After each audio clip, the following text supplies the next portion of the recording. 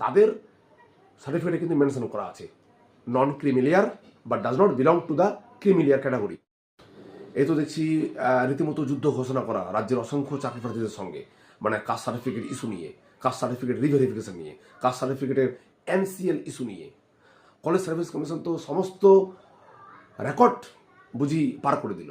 মানে যেখানে 14 তারিখে নতুনভাবে ওবিসির ম্যাটারটা সামনে আসলো নতুন সার্কুলার নিয়ে রাজ্য সরকারের, 18 তারিখে পরিষ্কার নির্দেশিকা জারি করলো রিভেরিফিকেশনের ব্যাপারে, এবং তার আগে বিভিন্ন জনগোষ্ঠীকে 2 ভাগে বিভক্ত করা হলো, কারা থাকবে কারা থাকবে না।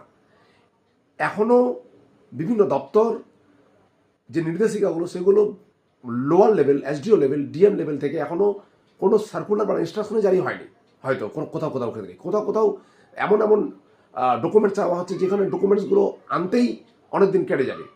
সেইখানেই কলেজ সার্ভিস কমিশনের মতো একটা সংস্থা কি করে আজকে 20 তারিখে গত 18 তারিখে ডেডলাইন দিয়ে দিল।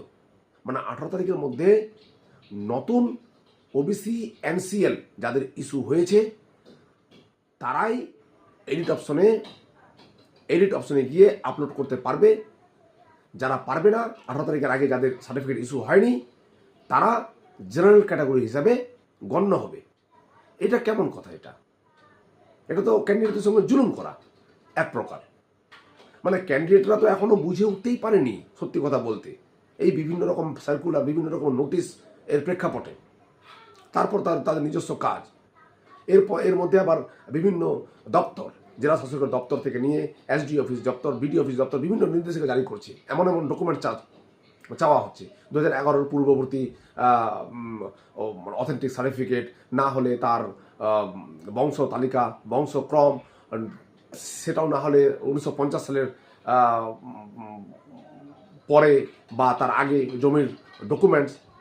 এতগুলো জিনিস আমাদের রাজ্যের মতো, দেশের মতো জায়গায় যেখানে প্রচুর মানুষের প্রচুর ওয়ার্কলোড থাকে এবং দপ্তরগুলোতেও প্রচুর ওয়ার্কলোড থাকে, ম্যান পাওয়ারের কম, সেখানে কি করে 18 তারিখ কাট অফ ডেট দিয়ে দিল কলেজ সার্ভিস কমিশন। নতুন ওবিসি, নতুন এনসিএল বানিয়ে 18 তারিখের মধ্যে ইস্যু করা এবং সেটাকে 25 তারিখে যে এডিট অপশন দেবে সেই এডিট অপশনে আপলোড করা, না হলে জেনারেল হিসাবে কাউন্ট হবে। এটা সম্ভব? এইভাবে রাজ্যের অসংখ্য চাকরি প্রার্থীদের বিপদের মুখে ঠেলে দেওয়া বা তাদের যে একটা মানে আশঙ্কাজনক অবস্থায় তাদেরকে ভয় ভীতির মধ্যে তাদেরকে রাখা, এটা সমীচীন নয়। এটা সমীচীন নয়। সময় দেওয়া হোক সবাইকে, সময়ের মধ্যে যাতে ডকুমেন্টস কালেকশন করার সময় দেওয়া হোক, যাতে তারা ইস্যু করতে পারে। যদি না পারে তাহলে না হয় তাকে জেনারেল হিসেবে কাউন্ট করা হবে।